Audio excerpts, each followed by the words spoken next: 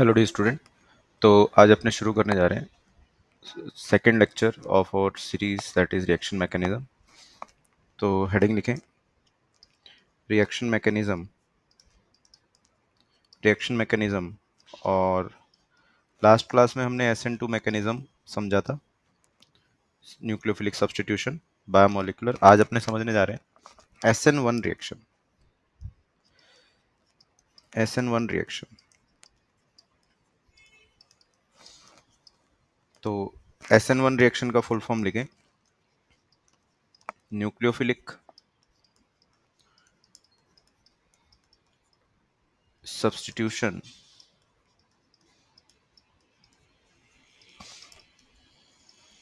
Unimolecular. Nucleophilic substitution unimolecular. तो ये जो हमारे पास में सब्स्टिट्यूशन होता है, बेसिकली ये भी एक न्यूक्लियोफिलिक सब्स्टिट्यूशन ही है, बट इसमें हमारे पास में सबसे पहले कुछ स्टेप्स होते हैं जिन्हें हम ध्यान रखेंगे। इसमें सबसे पहले एक कार्बोकेटाइन बनता है। तो स्टेप्स अपने को लिखना पड़ता है यहाँ पे। पहला स्टेप देखते हैं क्या बनता है यहाँ पे। लिखें पहला step formation of carbocation. Carbocation बनेगा सबसे पहले। सपोज आपके पास में सपोज कि इस टाइप से कोई कार्बन चेन है। सबसे पहले क्या होगा यहाँ पे हमारे पास में जो ये CX बॉन्ड है, ये पोलर बॉन्ड है, ये पानी में जाके डिकम्पोज हो जाएगा। जैसे ही ये डिकम्पोज होगा यहाँ पे आपके पास में पॉजिटिव चार्ज आएगा, क्योंकि ये जो इलेक्ट्रॉन पेयर है ये इस X की तरफ जाएंगे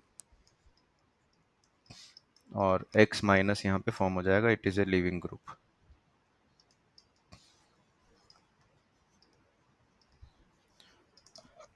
स्टेप सेकंड लिखें। Step second is rearrangement of carbocation.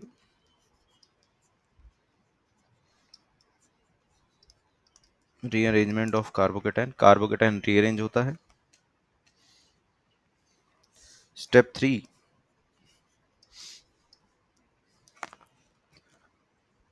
Attack of nucleophile. And step four is deprotonation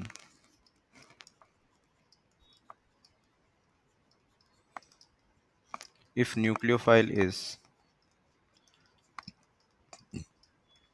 neutral। तो बेसिकली ये चार स्टेप्स हमारे पास में इन्वॉल्व होते हैं बेटा। तो आइए इसको एक एग्जांपल से हम समझते हैं। सपोज हमारे पास में आता है टर्शरी ब्यूटॉक्साइड। एग्जांपल ले रहे हैं अपने, सॉरी, एग्जांपल ले रहे हैं अपने टर्शरी ब्यूटाइल ब्रोमाइड। यहाँ पे ये लिविंग ग्रुप है हमारे पास में, और हम इसकी रिएक्शन करा रहे हैं CH3OH के साथ में, और इसे बॉयल कर रहे हैं। तो सबसे पहले स्टेप में हमारे पास में होगा यहाँ पे ये जो बॉन्ड है ये पहले डिसोशिएट होगा।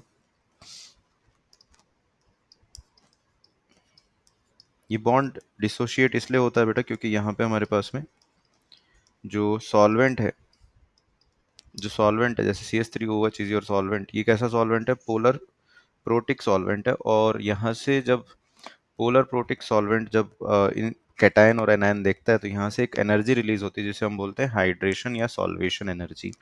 उस सॉल्वेशन एनर्जी के कारण सबसे पहले ये जो बॉन्ड होता है ये ब्रेक हो जाता है SN1 मैकेनिज्म में। सेकेंड स्टेप पे हमारे पास में यहाँ पे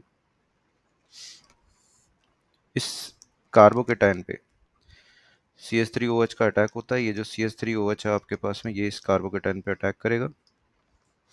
तो हमारे पास बनेगा यहाँ पे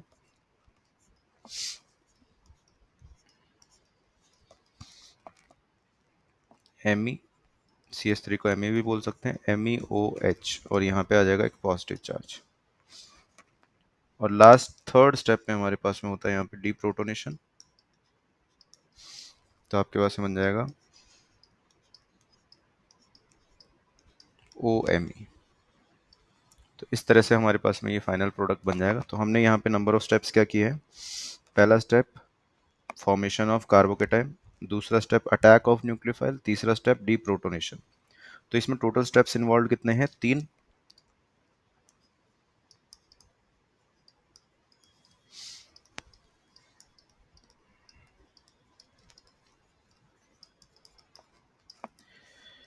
ठीक है।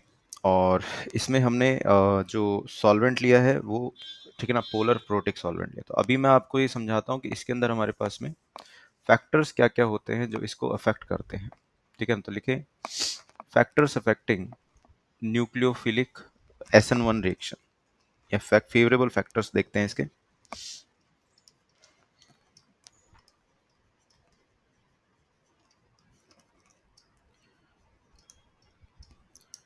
तो फेवरेबल फैक्टर्स आर, पहला है हमारे पास में न्यूक्लियोफाइल।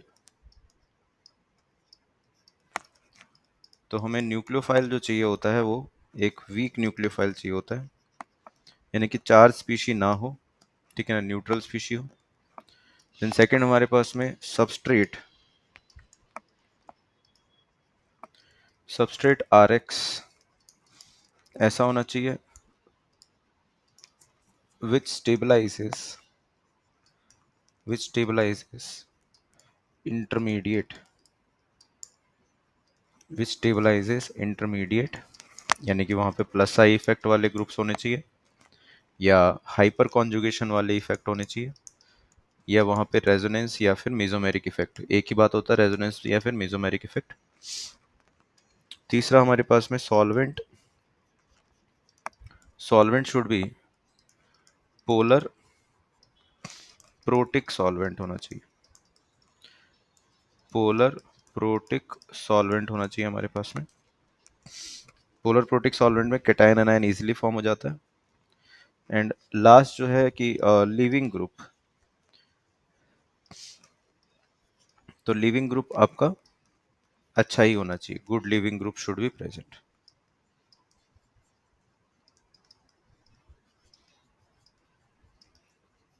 ठीक है, good leaving group should be present. तो ये हमारे पास में फेवरेबल कंडीशन है।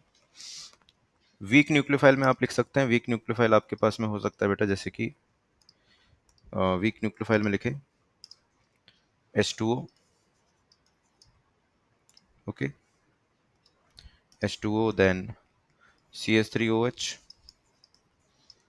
C2H5OH, या CH3COOH एटसेट्रा। इस टाइप के जो न्यूक्लियोफाइल होते हैं ये वीक न्यूक्लियोफाइल होते हैं। इसकी कैरेक्टरिस्टिक की बात करें, काइनेटिक्स की अगर मैं बात करता हूं, तो kinetics of this reaction it is unimolecular reaction. So rate जो होती है वो बराबर होती है RX की कंसेंट्रेशन की। It only depends on the concentration of the RX. It does not depend upon the concentration of the nucleophile. ठीक है, तो ये हमारे पास में फर्स्ट ऑर्डर की रिएक्शन है। अगर आप RX की कंसेंट्रेशन को बढ़ाते हैं तो यहाँ पे अपने पास में सब्स्टिट्यूशन फास्ट हो जाता है।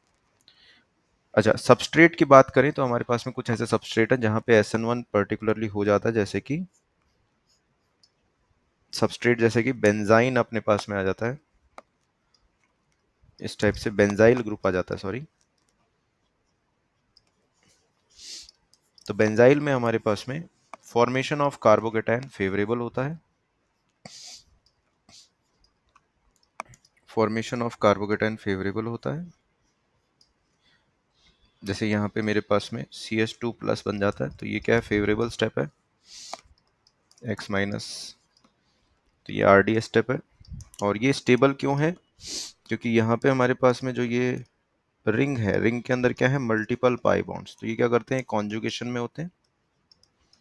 ये सारे के सारे पाई बॉन्ड्स जो होंगे ये किस में होंगे, कॉन्जुगेशन में होंगे। तो इस तरह से ये क्या होता है, स्टेबलाइज करता है। इस इफेक्ट को अपने बोलते हैं प्लस आर इफेक्ट। और एक हमारे पास में होता है एलाइल।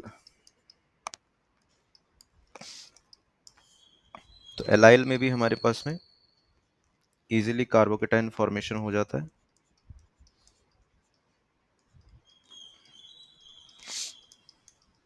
ठीक है, तो इसमें भी हमारे पास में इजीली कार्बोकेटाइन फॉर्मेशन हो जाता है।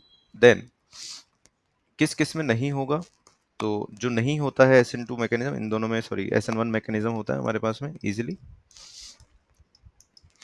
किस किस में नहीं होना चाहता है SN1 मैकेनिज्म, ठीक है ना, इसमें SN2 भी हो सकता है, SN1 भी हो सकता है, पर किस किस में नहीं हो सकता है वो हमने जो SN2 वाले केसेस डिस्कस करे थे, जैसे कि, ठीक है ना, we do not prefer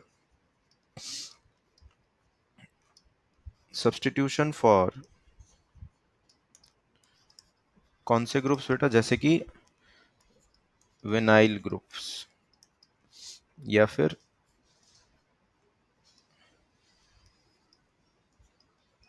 phenyl aryl halides, ठीक है ना, विनाइल हैलाइड और एराइल हैलाइड, इस टाइप के जब हमारे पास में ग्रुप्स आएंगे तो वहां पे हम प्रेफर नहीं करेंगे सब्स्टिट्यूशन को, okay, because it is difficult to form carbocation in these cases, समझ रहे हो, ये हमारे पास में है, ओके। देन स्टीरियो केमिस्ट्री की अगर मैं बात करता हूँ तो इसके अंदर हमारे पास में जो स्टीरियो केमिस्ट्री होती है, इसमें जैसे आपके पास में जैसे ये रिएक्शन है, सपोज कार्बन कार्बन और यहाँ पे हेलोजन जुड़ा हुआ है, सबसे पहले क्या होता है, यहाँ पे कार्बन अपना कार्बोकेटाइन बनाता है, और कार्बोकेटाइन जो होता है, ध्यान रखें, ये जो कार्बोकेटाइन होता है इट इज प्लेनर कार्बोकेटाइन, है ना, क्योंकि carbocation is a planar structure, और प्लेनर होता है, तो अगर मान लो आपके पास में ये जो कार्बन था ये पहले इनिशियली कायरल था, ठीक है ना, तो हमारे पास में आफ्टर द रिएक्शन यहाँ पे क्या हो जाता है, हमारे पास में रेसमाइजेशन हो जाता है, तो after the reaction racemic mixture will be formed, ठीक है ना, रेसमाइजेशन हो जाएगा यहाँ पे, और जो रेसमाइजेशन होता है वो पार्शियल रेसमाइजेशन बोलते हैं, कभी कभी अपने पार्शियल रेसमाइजेशन बोलते हैं, कंप्लीट रेसमाइजेशन नहीं बोलते हैं, क्योंकि क्या होता है कि जब यहाँ से बॉन्ड ब्रेक हो रहा होता है तो ये हैलाइड इसकी तरफ होता है, तो यहाँ पे हमारे पास में एक जो भी पॉसिबिलिटी ऑफ अटैक होती है, जैसे मान लीजिए एक्स माइनस यहाँ पे बना, तो यहाँ पे पॉसिबिलिटी ऑफ अटैक इस साइड से न्यूक्लियोफाइल की थोड़ी सी कम हो जाती है, जबकि इस साइड से अगर अटैक करेगा तो थोड़ी ज़्यादा हो जाती है, तो इसलिए हमारे पास में यहाँ पे पार्शियल रेसिमाइजेशन होता है, प्रॉपर रेसिमाइजेशन नहीं होता है, पर हो भी सकता है, ऐसा नहीं है, आपको यहाँ पे जब रेसिमाइजेशन मिलेगा तो यहाँ पे हमारे पास में जनरली हम यही बोलते हैं कि रेसिमाइजेशन हो रहा है, और यहाँ पे आपको एनेंशियोमर्स मिलते हैं, ठीक है ना, एनेंशियोमर्स मिलते हैं अगर आपका कायरल कार्बन था इनिशियली, ठीक है ना, तो ये हमारे पास में इसके कुछ कैरेक्टरिस्टिक्स हैं, तो ये हमारा SN1 मैकेनिज्म है, आई होप आपको समझ में आएगा, थैंक यू।